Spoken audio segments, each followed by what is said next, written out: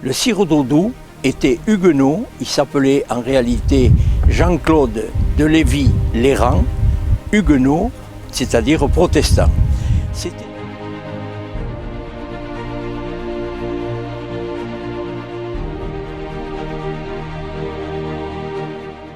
Alors le château, le sire d'Audoux avait hérité au début du XVIe siècle, il habitait Lérand, donc, mais il avait hérité de la terre d'Audoux. C'était une propriété à côté de Lérand, d'Audoux, donc c'est pour ça qu'on l'a appelé le sire d'Audoux. Et en même temps, il avait hérité aussi de des terres de Bélestat, Fougas et Barineuf. Voilà, donc Bélestat qui possédait déjà un château. Mais ce château, quand il l'a hérité, les guerres de religion commençaient, et il s'est dit, dans ce château, je ne vais pas être à l'abri, donc je vais me faire reconstruire un château, en réalité une petite forteresse. C'est un château ici, cette forteresse qui fait 50 mètres sur 50 mètres, et sur un angle, il y a un emplacement pour mettre 2 canons, pour se défendre. Il y a un corps de logis où il habitait au fond à l'angle est.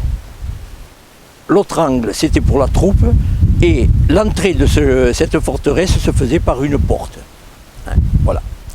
Donc ce château a été construit, on ne connaît pas la date exacte, mais on suppose que comme c'est lui qui a fait construire le pont qui se trouve dans Bélestat, donc ce pont lui a servi à construire cette forteresse.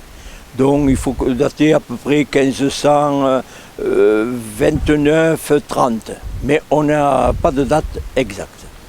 Donc ce château où le sire d'Audoux a vécu, à l'intérieur de ce château, jusqu'en 1598, où il est décédé, et il est décédé dans ce château.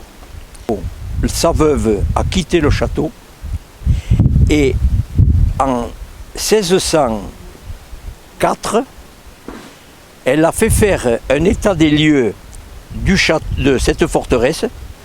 Il est noté que le toit est tombé, il est en très mauvais état et qu'il n'est plus habitable. Bon, il a été abandonné. Et déjà, à cette période-là, beaucoup d'habitants venaient se prendre des pierres dans le château.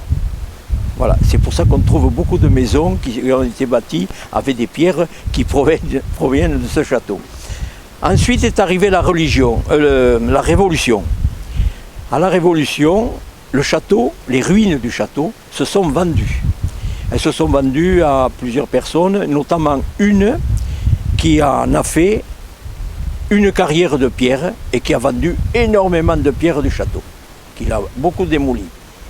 Par la suite, vers 1830, nous avons eu une autre personne qui a acheté le château et qui, lui, s'en est fait une résidence secondaire et qui a modifié légèrement l'apparence du château, notamment sur la façade qui domine Bélestat, puisque là, le rempart qui existait avait été démoli et lui, il a refait un rempart bien moins épais, on le voit nettement sur les photos, et donc il y avait mis une porte.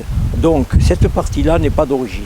Voilà. Par contre, les ruines du logis, les ruines de la porte sont de l'époque du sire d'Audoux.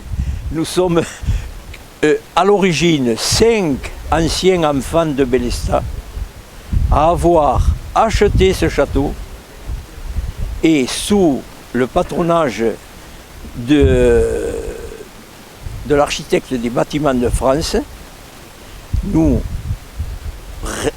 consolidons les ruines, en réalité nous les cristallisons. On cristallise ce qui reste pour éviter que le temps ne continue à faire son œuvre destructrice.